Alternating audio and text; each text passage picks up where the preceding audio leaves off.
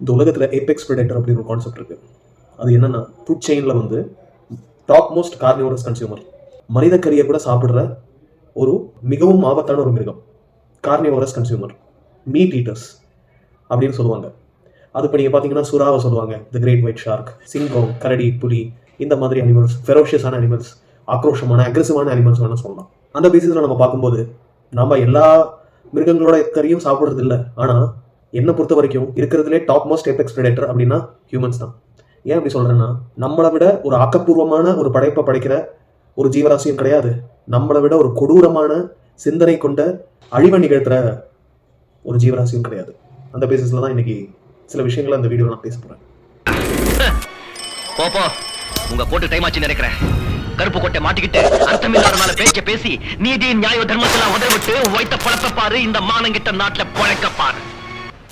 9 வயசுங்க ஒரு பொன் குழந்தை, பாண்டிச்சேரியில் 54 வயசான ஒருத்தனாலையும் 19 வயசான ஒரு பையனாலையும் நாசப்படுத்தி கொலை செய்யப்பட்டு மூட்டையில் கட்டி கட்டரில் தூக்கி வீசப்பட்டிருக்காங்க. 4 நாளுக்கு அப்புறம் போலீஸ் போராடி தேடி அவங்களோட அந்த குழந்தையோட வீட்டில் இருந்து ஒரு 100 மீட்டர் டிஸ்டன்ஸில் கட்டரில் இருந்து அந்த குழந்தையோட பாடியை கண்டுபிடிச்சு எடுத்திருக்காங்க. This is not too long after travel vlogger அவங்களோட ஹஸ்பண்டோட பல நாடுகளை தாண்டி இந்தியாவுக்கு பைக்கில் ரோட் ட்ரிப் வந்தப்போ 8 பேரெல்லாம் நாசப்படுத்தப்பட்டிருக்காங்க. அவங்களோட ஹஸ்பண்ட் பக்கத்தில் இருக்கும்போதும் அவங்க ஹஸ்பண்டை வந்து அவங்களையும் கொடுமைப்படுத்தி அவங்க ஹஸ்பண்டையும் கொடுமைப்படுத்தி அடித்து துன்புறுத்தி இந்த வேலையை பார்த்துட்டு இருக்காங்க.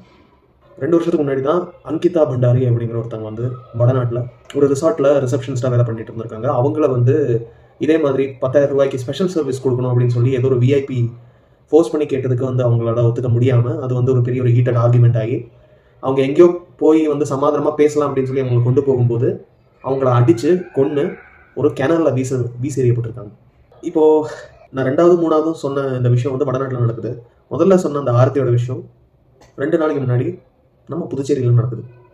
ஒவ்வொரு இடத்துலையும் வந்து ஒவ்வொருத்தவங்க வந்து அரசியல் ரீதியான ஒரு சாயம் கொடுக்குறாங்க இருக்கு. பட் இது எவ்வளோ பெரிய ஒரு சோஷியல் இஷ்யூ அப்படிங்கிறது வந்து நிறைய பேர் ரியலைஸ் பண்ணலையா, இல்லை அவ்வளோ வந்து வக்ர புத்தியோடு இருக்காங்களா அப்படிங்கிற எனக்கு தெரியல. பிகாஸ் ரொம்ப ஒரு இன்சென்சிட்டிவாக இருக்கிறவங்க தான் வந்து அதை வந்து அரசியலாக்க பார்ப்பாங்க. அது இந்த நேரத்துலேயே வந்து தேவையா, அப்படி ஒரு டிபேட் தேவையா அப்படிங்கிறது தான். இதில் நீங்கள் யாரை குற்றம் சொல்லுவீங்க? இங்கே வந்து புதுச்சேரியில் நடந்தது வந்து அந்த 2 குற்றவாளிகளும் வந்து கஞ்சா போதையில் இருந்தாங்க, அதனால அப்படி ஒரு கிரைமை நிகழ்த்தினாங்க அப்படின்னு சொல்கிறாங்க. வடநாட்டில் என்ன போதையில் இருந்தாங்க எனக்கு தெரியல. அங்கிதா பண்டாரி கேஸில் அவங்கள அட்டாக் பண்ணவங்க போதையில் இருந்தாங்களா தெரியல. ஆனால் ஒரே ஒரு காமனான விஷயம், மென், ஆம்பளைங்களா பிறந்த சில ஈனப்பிறவிங்க கமிட் பண்ண சின்ஸ் தான் இது. இப்போது இதுக்கெல்லாம் ரீசன் என்ன அப்படின்னு நீங்கள் என்கிட்ட கேட்டிங்கன்னா மைண்ட் செட்டுன்னு நான் சொல்லுவேன். எப்படி சின்ன வயசுலேயே 8-9 வயசு ஆகும்போது நம்ம பேர், நம்ம அப்பா பேர், நம்ம குடும்பத்தில் இருக்கிறவங்களோட அத்தனை பேரோட பேரும் அவங்களோட கேரக்டரை பற்றி சொல்கிற அளவுக்கு வந்து புத்தி இருக்கிற ஒரு குழந்தைங்களுக்கே வந்து ஸ்கூலில் செக்ஷுவல் கிரைம்ஸ்னால் என்ன அப்படிங்கிறத சொல்லிக் கொடுக்கணும். குட் டச் பேட் டச் ரொம்ப ரொம்ப முக்கியம்தான், நான் இல்லைன்னு சொல்லலை. ஏன்னா சைலண்ட்டாக மொலஸ்டிங் நடந்துகிட்டு இருக்கு, நான் அதை வந்து மறுக்கலை. ஆனால் அதை விட முக்கியமானது what is good what is bad அப்படின்னு சொல்லி கொடுக்குறது தான். ஏன்னா குழந்தைங்க வந்து களிமண் மாதிரின்னு சொல்லுவாங்க, சீக்கிரமாக டிஸ்ட்ராக்ட் பண்ணிக்க முடியும், சீக்கிரமாக மோல்டு பண்ணி எடுக்கவும் முடியும். ஸோ சின்ன வயசுலேயே வந்து ஸ்கூல் வந்து ஒரு பெரிய பார்ட் ப்ளே பண்ணுது. 8 மணி நேரம் ஸ்கூலில் ஸ்பெண்ட் பண்ணுற ஒரு குழந்தைக்கு வந்து என்ன மாதிரி நாலேஜஸ் எல்லாம் வந்து நம்ம கொடுக்குறோம், என்ன மாதிரி புத்தி சொல்லிக் கொடுக்குறோம், எது சரி எது தப்பு சொல்லிக் கொடுக்குறோம் அப்படிங்கிறது வந்து கவனிக்கிறது ரொம்ப ரொம்ப முக்கியம். ஆனால் இந்த ஆம்பளைங்க மட்டுமே அதை கமிட் பண்ணுறாங்க. விமனாக பிறந்த, அதாவது so called most considerate gender அப்படின்னு சொல்லுவாங்க விமனை, they are known to be the soft kind. அவங்க என்னெல்லாம் பண்ணுறாங்க அப்படின்னா, இன்னைக்கு நான் பார்த்த நியூஸ்லேருந்து வருவோம். ஒரு ஹஸ்பண்ட் அண்ட் ஒய்ஃப், ஹஸ்பண்ட் வந்து ஒய்ஃபுக்கு ஆனிவர்சரி கிஃப்ட் வந்து கொடுக்கல அப்படின்னு சொல்லி ஒய்ஃப் வந்து ஹஸ்பண்டை கத்தியால் குத்தி கொலை செஞ்சுருக்காங்க. 2 நாளைக்கு முன்னாடி இதே பெங்களூரில் ஒரு சிங்கிள் மதர் டிவோர்ஸ் ஆனதுக்கப்புறம் ஒரு 3 வயசு குழந்தைய வீட்டில் பூட்டி உட்கார வச்சு காலையில் வேலைக்கு போகும்போது பூட்டு போட்டு உள்ளே தள்ளி அந்த குழந்தைய மத்தியானம் 3 மணி வரைக்கும் தனியாக விட்டுட்டு வேலைக்கு போகிறது. நடுவில் அவங்களோட லவ்வர் வருவாங்களாம், வந்து அந்த குழந்தைக்கு சாப்பாடு கொடுக்குறங்கிற பேரில் அவன் துன்புறுத்துவானான். குக்கரால் அந்த 3 வயசு குழந்தைய அடித்து உடம்பு பூரா காயம். அது வீட்டுக்குள்ளே இருந்து வாக்குமூலம் கொடுத்து 4 நாளைக்கு முன்னாடி இன்னொரு கப்பல், அவங்களும் சிங்கிள் மதர் தான், செப்பரேட்டட் தான், ஒரு ஆம்பளை வந்து ஆன்லைனில் மீட் பண்ணுறாங்க. அவங்க லிவ் இன் ரிலேஷன்ஷிப்பில் இருக்கலாம்னு முடிவு பண்ணிவிட்டு அவர் வந்து இவங்களோட தங்குறாங்க. ஏதோ ஒரு ஆர்குமெண்ட்டில் வந்து அந்த அம்மா இந்த ஆளை வந்து ஏதோ ஒரு பெண்ணாலேயோ ஏதோ ஒரு கூர்மையான ஆப்ஜெக்டாலேயோ குத்தி கொலை பண்ணிடுறாங்க. ஒரு மாதம் 2 மாதம் இருக்கும். அதுக்கு முன்னாடி இதே மாதிரி இன்னொரு சிங்கிள் மதர் செப்பரேட்டட், அகெயின் டிவர்ஸ்ட். ஒரு 5 வயசு குழந்தைய வந்து கோவாவுக்கு கொண்டு போய் அந்த குழந்தை வந்து அப்பா கிட்ட போயிடக்கூடாது அப்படின்னு சொல்லி அதுக்கு வந்து ஒரு ஓவர் அப்சசிவ் ஆகி அந்த குழந்தைய கொன்று பேக்கில் போட்டு கட்டி செக் அவுட் பண்ணிட்டு தப்பிக்க முயன்றிருக்காங்க. இதெல்லாம் எந்த விதத்தில் வந்து ஆம்பளைங்க நிகழ்த்துற கொடுமைகளை விட கம்மின்னு சொல்லிடுங்களேன்.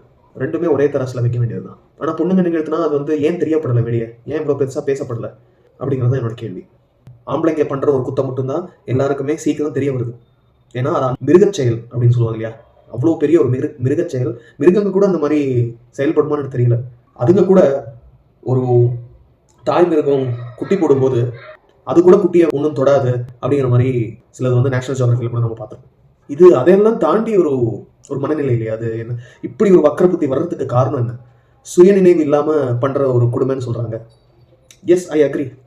அது சுயநினைவு இல்லாமல் பண்ணுற ஒரு காரியமாக தான் இருக்கும். கேவலமான கொடூரமான செயலை ஒரு புத்தி இருக்கிறவங்க வந்து அந்த மாதிரி பண்ணுவாங்களா அப்படிங்கிறது கேட்டால் கண்டிப்பாக கிடையாது. ஸோ இதுக்கெல்லாம் மூலதனம் வந்து தமிழ்நாட்டில் என்னன்னு பார்த்தா ட்ரக்ஸ் தான்.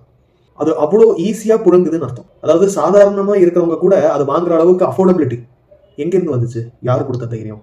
எப்படி இவ்வளோ ஈஸிலி அவைலபிளாக இருக்குது, இவ்வளோ ஈஸிலி ஆக்சசபிளாக இருக்குது? யோசிக்கணும். ஆனால் அங்கே சுற்றி இங்கே சுற்றி அது அரசாங்கத்தை தான் வந்து குத்த சொல்லுவாங்க. நான் எப்பயுமே நம்புவேன், இந்த அரசியலில் வந்து குட் வெர்சஸ் பேட் அப்படிங்கிறதுலாம் இல்லவே இல்லை. பேட் வெர்சஸ் ஈவில் தான் இருக்குது. தப்பானவனுக்கும் கொடூரமானவனுக்கும் தான் போட்டி. அதில் வந்து தப்பானவங்க வந்து இன்னும் பெட்டர் அப்படிங்கிற மாதிரி ஆயிடுச்சு கொடூரமானவனை விட. நான் எந்த கட்சியும் குறிப்பிட்டு சொல்லலை. இந்த சிஸ்டமே அந்த மாதிரி கேடு கெட்டு சீர்கெட்டு இருக்கு. இதுக்கு முன்னாடியும் நடந்திருக்கு, ஆனால் இந்த எக்ஸ்டெண்டுக்கு நடக்கல அப்படிங்கிறத வேணா சொல்லலாம். வேற எவனுக்குமே வந்து என்னோட அரசாங்கத்துல இப்படி ஒரு கொடுமையே நடக்கல, எந்த ஒரு கொடூரமும் நடக்கல அப்படின்னு சொல்லி மனசாட்சியோட சொல்லவே முடியாது. ஏன்னா நம்ம நிறைய பார்த்துருக்கோம். இதுக்கெல்லாம் மூலதனம் என்னன்னு நீங்க நினைக்கிறீங்க? ட்ரக்ஸ்ன்னு நினைக்கிறீங்களா? அரசாங்கம் நினைக்கிறீங்களா? ரெண்டுமே கிடையாது. சட்டத்தில் இருக்கிற ஓட்டைகள், லூப் ஹோல்ஸ். நான் எப்பயுமே சொல்றது இதுதான். உண்மையாலுமே தண்டிக்கப்பட வேண்டியவங்க ஈஸியா வெளியே வந்துடுவாங்க. உண்மையாலுமே நியாயம் வேணும்னு கஷ்டப்படுறவங்களுக்கு அந்த நியாயம் ரொம்ப டிலேடா கிடைக்குது. டிலேட் ஜஸ்டிஸ் இஸ் டினைட் ஜஸ்டிஸ்னு சொல்லுவாங்க. நிர்பயா கேஸ் ஒரு கிளாசிக் எக்ஸாம்பிள். நிர்பயாவோட விஷயம் தெரிஞ்சதுக்கு அப்புறம் 2வது நாள் போராட்டங்கள் நடந்தது. ஆனா எதுக்கு 7 வருஷத்துக்கு அப்புறம், எதுக்கு 7 வருஷம் ஆச்சு தண்டனைகள் கொடுக்கறதுக்கு? ப்ரூவ் ஆனதுக்கு அப்புறம் கூட, 2 வருஷத்துல குற்றவாளிகள் எல்லாரையும் கண்டுபிடிச்சதுக்கு அப்புறம் கூட எதுக்கு 7 வருஷம் ஆச்சு அவங்களை தண்டிக்கிறதுக்கு? கான்ஸ்டிடியூஷன், ஜுடிஷியரி, இது மேல நமக்கு எப்படி நம்பிக்கை வரும் சொல்லுங்க? பேச்சு சுதந்திரம், ஃப்ரீடம் ஆஃப் ஸ்பீச் அப்படிங்கிறது வந்து எப்படி துஷ்பிரயோகம் பண்ணப்படுதோ, அதாவது மிஸ்யூஸ் பண்ணப்படுதோ, அதே மாதிரி தான் டெமோக்ரஸியும் வந்து மிஸ்யூஸ் பண்ணப்படுது அப்படின்னு நினைக்கிறேன். அண்ட் அந்த டெமோக்ரஸி மிஸ்யூஸ் பண்ணப்படுறதுக்கு மெயின் காரணம் என்ன? சட்டத்தில் இருக்கிற லூப் ஹோல்ஸ் தான். எது பண்ணால் எப்படி வெளியே வரலாம், இதுக்கு எப்படி வாதாடுறது, ஒரு தப்பை வந்து எப்படி சரிப்படுத்துறது, அதை எப்படி ஜஸ்டிஃபை பண்ணுறது.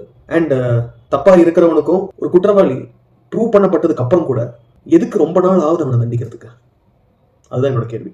என்னை பொறுத்த வரைக்கும் ஸ்கூல்ஸ்லேயே ஆண்கள் பெண்கள் கிட்ட எப்படி பழகணும், எப்படி நடந்துக்கணும் அப்படின்னு சொல்லி கொடுக்கறது ரொம்ப சரிதான். குறிப்பாக பெண்கள், எஸ்பெஷலி விமன் அப்படின்னு நான் சொல்லியிருக்கேன். ஆனால் எது சரி எது தப்பு அப்படிங்கிறது வந்து விமனுக்கும் சரி மென்னுக்கும் சரி குழந்தைங்களா இருக்கும்போதே சொல்லிக் கொடுக்கறது தான் இதுக்கு ஒரு பெரிய தீர்வாக இருக்கும் அப்படின்னு எனக்கு தோணுது. இதுதான் என்னோட தாழ்மையான கருத்து. எப்பயுமே தப்பை யார் பண்றா அப்படிங்கிறத விட என்ன தப்பு, அந்த தப்போட இன்டென்சிட்டி என்ன, அதோட பேசிஸ்ல தண்டனை கொடுக்க ஆரம்பிச்சாதான் இந்த நாடு உட்படும் அப்படிங்கிறது என்னோட தாழ்மையான கருத்து. அண்ட் டெமோக்ராட்டிக் வேல ஒருத்தரை வந்து தண்டிக்கவே முடியாது.